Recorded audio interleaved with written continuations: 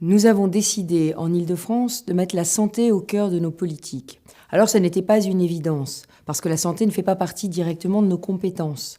Mais néanmoins, nous avons la compétence de l'aménagement du territoire. Et à travers cette compétence, l'obligation de donner un égal accès à la santé à tous les Franciliens, parce que leur santé les préoccupe et donc c'est notre rôle. Par ailleurs, nous nous occupons de la formation. Vous le savez, dans les métiers du sanitaire et du social, nous nous occupons aussi du développement économique et donc des industries de santé. Nous nous occupons aussi de tous les transports, de toute la mobilité.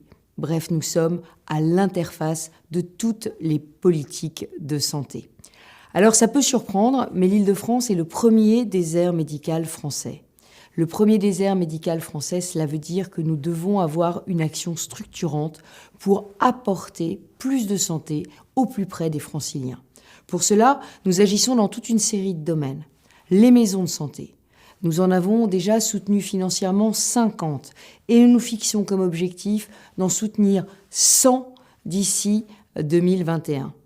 L'installation des professionnels de santé, avec des aides et des soutiens à l'installation, mais aussi avec une aide au logement des personnels infirmiers et aides-soignants. Nous travaillons aussi sur l'innovation, la télémédecine, avec des expérimentations qui vont se faire de cabines de télémédecine pour rapprocher les patients des personnels soignants partout dans le territoire, dans les quartiers les plus populaires et dans les zones rurales. Et au-delà de la télémédecine, je pense que nous devons développer toutes nos politiques de prévention, que ce soit dans les lycées, dans les centres de formation d'apprentissage, auprès des jeunes, auxquels la région s'adresse évidemment naturellement, puisqu'elle est en charge des CFA et des lycées. Nous travaillons aussi sur l'innovation, dans la formation des personnels paramédicaux, qui est de notre responsabilité. Et puis, nous travaillons au désengorgement des urgences avec des applications qui permettront à la région d'être plus smart, plus intelligente. Et c'est tout le domaine de la e-santé qui est devant nous.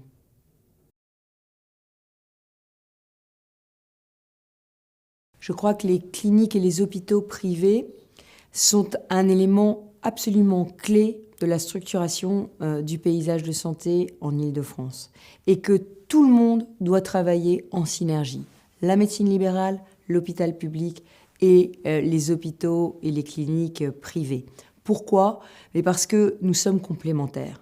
Et très souvent, malheureusement, on ne travaille pas sur cette complémentarité. C'est pour ça que je vous parlais du désengorgement des urgences. C'est un cas tout à fait typique. Il faut que les maisons médicales de garde, les hôpitaux publics et les cliniques privées soient mis en synergie, en résonance et en complémentarité sur ce sujet.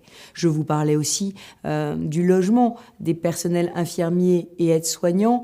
Les 11 000 logements que nous allons proposer, qui seront spécifiquement dédiés à garder chez nous en Île-de-France des personnels qui souvent ont 3 heures de transport par jour pour se rendre au travail, qui souvent habitent en dehors de la région Île-de-France, qui ont des conditions de vie tellement difficiles qu'évidemment ils ont tendance à rejoindre des régions de province où la vie est plus douce et plus facile pour eux. Ces logements, ces 11 000 logements, ils ne seront pas dédiés uniquement aux hôpitaux publics ou aux infirmiers libéraux. Ils seront mis à la disposition de tous. Et c'est ce que j'appelle bâtir un écosystème de santé équilibré en Île-de-France. Nous devons travailler encore davantage à la territorialisation de nos politiques de santé. C'est évident que la santé ne rencontre pas les mêmes problèmes quand on est au cœur de Paris, quand on est en petite couronne dense et très rentable, ou bien quand on est dans un quartier populaire ou dans une zone rurale. Donc nous avons besoin de territorialiser nos réponses. Ce ne seront pas les mêmes. Et vous le voyez, par exemple, nous travaillons sur la sécurisation des professionnels de santé dans certains territoires où ils se sentent plus exposés. Donc nous travaillons sur l'accès, le transport à la demande, la possibilité d'avoir accès à des professionnels de santé dans d'autres territoires. Les problématiques ne sont pas les mêmes selon les territoires. Donc territorialiser davantage et peut-être décentraliser aussi davantage. En tout cas, la gouvernance de la santé mériterait un travail plus approfondi en lien avec les communes, les départements et la région. J'ajoute que, évidemment, le social et le médico-social doivent être mis là aussi en cohérence. C'est très important quand on sort d'une maternité, par exemple, d'être pris en charge et de ne pas se retrouver à la rue. La région, en ce moment, est en train de faire un pilote avec la Croix-Rouge pour travailler sur ces questions des jeunes femmes qui accouchent et qui se retrouvent sans solution de logement. Donc le social et le médico-social doivent être mis en résonance. C'est pour cela qu'il faut s'appuyer encore davantage sur les collectivités locales. Pour conclure, bien évidemment, je vous souhaite des travaux fructueux et de réfléchir ensemble à l'avenir de la santé en Île-de-France. Et bien évidemment, je serai très attentive aux conclusions de cette réunion.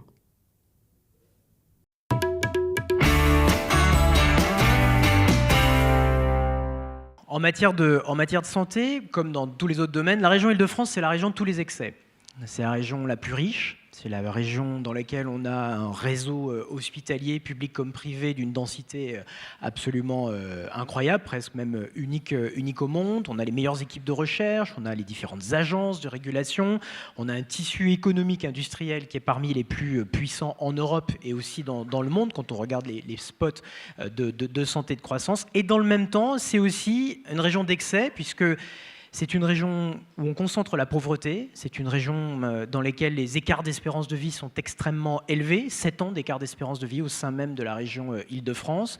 C'est une région dans laquelle on va concentrer également un certain nombre de très fortes difficultés d'accès aux soins. On dit souvent que l'Île-de-France, c'est très contre-intuitif, mais c'est le premier désert médical français. Et alors ça, justement, c'est assez mystérieux. C'est assez mystérieux, mais en fait, la région Île-de-France, c'est certes une région ultra-urbaine, mais c'est aussi 2 millions de franciliens qui vivent dans des zones rurales dans lesquelles il n'y a plus d'accès aux soins. Il y a La population globale, c'est quoi? C'est 12 millions. La population globale, c'est 12 millions et on a un sixième globalement de notre population qui vit en ruralité, aux marges, où il n'y a plus de transport, où il n'y a plus d'autres services publics et où logiquement, effectivement, l'accès aux soins se fait extrêmement difficile, où on a une offre de soins qui est vieillissante également, où on a des hôpitaux qui, quand ils existent, sont très souvent saturés.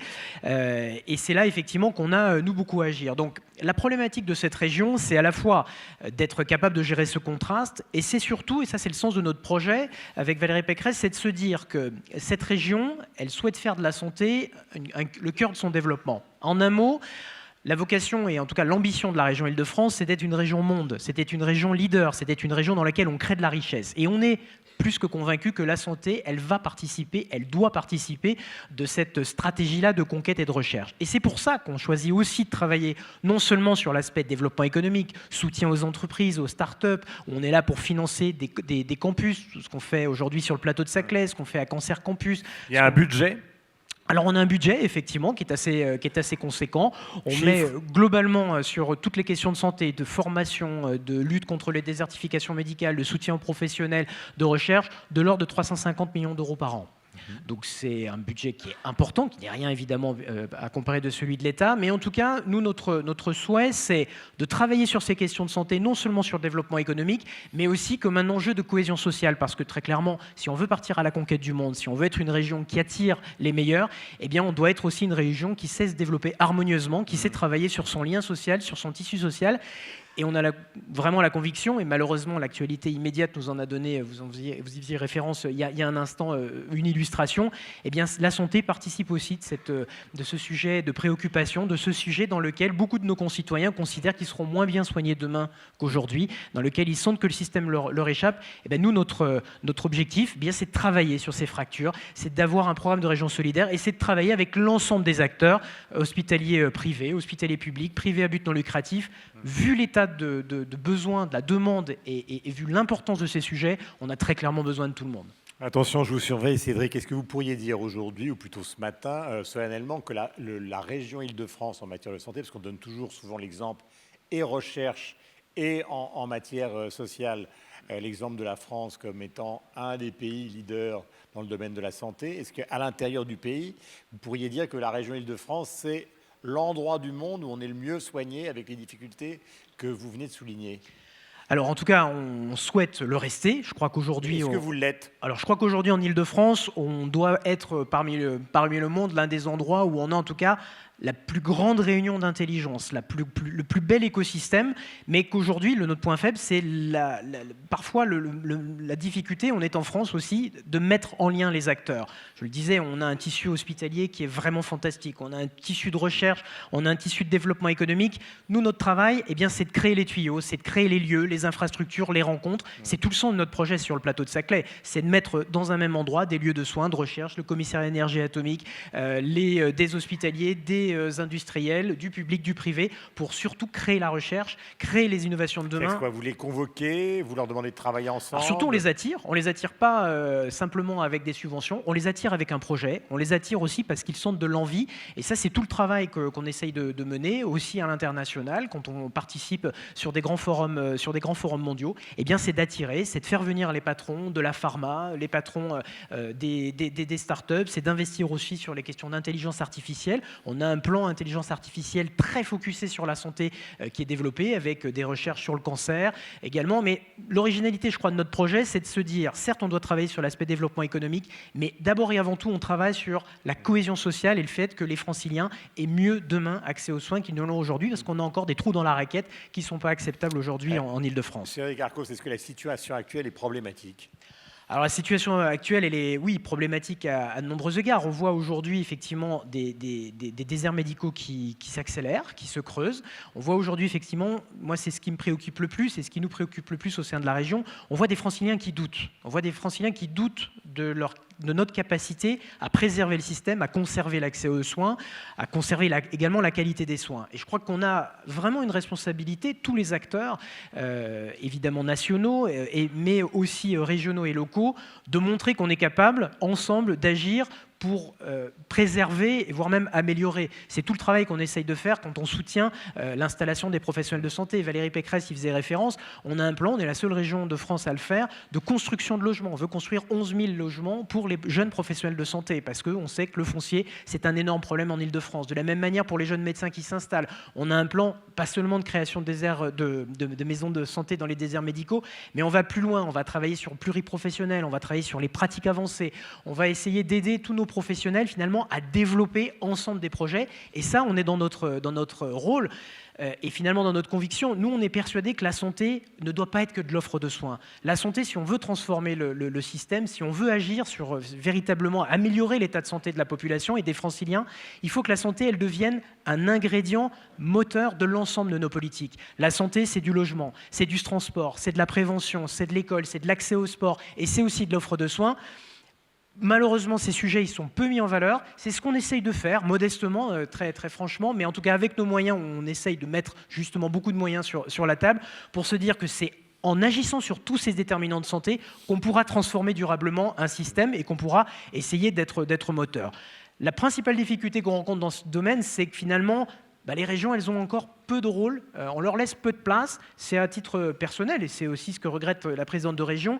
Le plan Ma Santé 2022, qui a beaucoup d'aspects positifs à de nombreux égards, il y a un point qu'il n'explore pas, c'est celui d'une plus grande implication des acteurs locaux. On parle beaucoup de territoire, mais on le fait sans le territoire. Et donc, nous, notre appel... Il y a des liens entre vous et Mme Buzyn, par exemple? Alors oui, Est-ce que Valérie Pécresse lui parle souvent? Exactement, on se parle. On a la chance d'avoir une ministre qui est à l'écoute des acteurs. On a aussi une présidente de région qui est très active, très présente sur ces questions. Donc, on se parle, on arrive à agir ensemble, mais d'une façon institutionnelle. Je pense, en tout cas, on a vraiment la conviction qu'il faudrait aller plus loin, qu'il faudrait impliquer beaucoup plus fortement les régions, parce qu'on le voit dans nos compétences d'aménagement. La région, c'est la collectivité qui est là pour préparer et penser l'avenir. On est là pour préparer l'aménagement du territoire, pour le penser. On a des grands événements. En Île-de-France, on a les JO qui arrivent en 2024. Il faut qu'on fasse de tous ces événements, de tous ces investissements qu'on fait en matière de transport, d'événementiel, etc., des investissements utiles, et utiles en premier lieu à la santé des Franciliens, entendu au sens très, très général et très global. Est-ce que la conversation ou les conversations qui ont l'air excellentes avec Mme Buzyn sont aussi bonnes avec Mme Hidalgo? Vous pouvez vous avancer, vous avez le droit. Écoutez, on est sur le même territoire, donc évidemment, on a un certain nombre de lieux de rencontre. Ces grands hôpitaux, ces grandes institutions privées, vous en partagez une grande partie. Alors, on en partage effectivement une grande partie. Madame Hidalgo préside le conseil de surveillance de l'assistance publique hôpitaux de Paris, mais L'AP-HP, grand hôpital régional, il a justement cette vocation d'être le centre hospitalier universitaire de la région. Donc évidemment, on a un certain nombre d'actions en commun. Là où on travaille beaucoup ensemble, et là où, encore une fois, les missions nous oblige de dépasser les éventuelles oppositions ou divergences sur de points de vue qui peuvent exister par ailleurs ou sur d'autres questions, c'est en matière de prévention, notamment de lutte contre le VIH. 50% des malades du sida sont en Île-de-France. Donc là, très clairement, on a l'obligation absolue, et c'est ce qu'on fait sur le terrain. Les équipes, elles travaillent ensemble, on coordonne et on fait converger nos actions. Et c'est d'ailleurs la même chose avec l'ensemble des collectivités locales, puisqu'on sent aujourd'hui que la santé est ce sujet qui est en train de réunir et en train surtout de nous obliger. Donc moi, en tant qu'ancien professionnel de santé, je m'en réjouis. En tout cas, ça doit être, tout particulièrement après la crise qu'on vient de vivre, l'investissement dans la santé, c'est plus que jamais un investissement d'avenir et c'est surtout un investissement socialement responsable. Alors j'ai une petite question qui va introduire le débat suivant justement sur l'économie de la santé. Est-ce que vous pensez qu'à terme, il puisse y avoir des remboursements, je sais que c'est totalement anticonstitutionnel, différenciés en fonction des revenus des gens, parce qu'on sait que la richesse en Île-de-France est bien évidemment supérieure à beaucoup d'autres régions de France. Est-ce que c'est une piste sur laquelle, par exemple, vous travaillez ? Alors, très clairement, c'est pas quelqu'un qui gagne, je sais pas, 300 000 euros par an. Est-ce que c'est vraiment utile de lui rembourser le Doliprane au même tarif ou même de lui rembourser tout court par rapport à des gens qui gagnent 15 000 ou 20 000 euros par an ? Alors, il y a eu beaucoup déjà de réflexions, de travaux sur le sujet, pas du tout au sein de la région Île-de-France. On ne travaille pas sur ces questions-là de remboursement, là, qui sont vraiment de la compétence de l'État et de l'assurance maladie. Son directeur général est présent parmi nous. On en parle avant. En revanche, il y a eu effectivement des travaux sur ce qu'on appelait le bouclier sanitaire, où on ne vous rembourse pas jusqu'à un certain niveau de revenus. Alors, la réponse que je vous ferai, elle est purement à titre personnel, de connaisseur du monde de la santé. Moi, je crois beaucoup à la notion de cohésion nationale, et la santé doit être un lieu dans lequel on reste tous avec le même niveau de contribution, avec le même niveau d'accès et de remboursement. Je pense que mettre un coup de canif dans l'un des fondements du pacte social n'est pas impossible, mais en tout cas, à mon point de vue, serait assez dommageable. Je crois encore beaucoup à la force de ce modèle, à sa pertinence, et je crois qu'on a en revanche beaucoup d'autres pistes pour travailler sur le financement de notre système de santé. Je vous ai posé cette question parce que, et après on en termine, merci d'être là, parce que vous avez vu le rapport que j'ai cité auparavant. Absolument. Il y a 1/5 des dépenses de santé qui sont totalement inutiles. Donc il y a bien un moment où la région, comme le reste, il va falloir quand même... Alors, plutôt que de travailler sur les questions finalement de moindre remboursement, les économies, on peut en revanche travailler, c'est l'un des chantiers sur lequel l'État travaille, sur lequel nous aussi on essaye de travailler, sur la question notamment des transports, sur la question de la télémédecine également, où on a un certain nombre de plans qui sont assez ambitieux et audacieux. C'est d'abord de travailler sur la pertinence des actes, sur les soins non inutiles. On sait tous globalement que 25 à 30%, tous les papiers s'accordent aujourd'hui sur ces thèmes-là, sont inutiles ou non pertinents.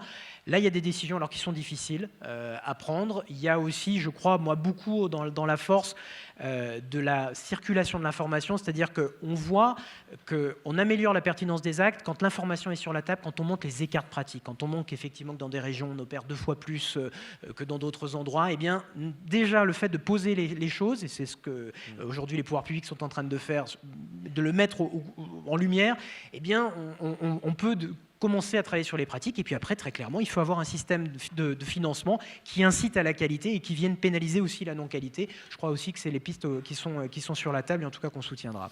Merci d'applaudir donc Cédric qui est venu nous voir ce matin.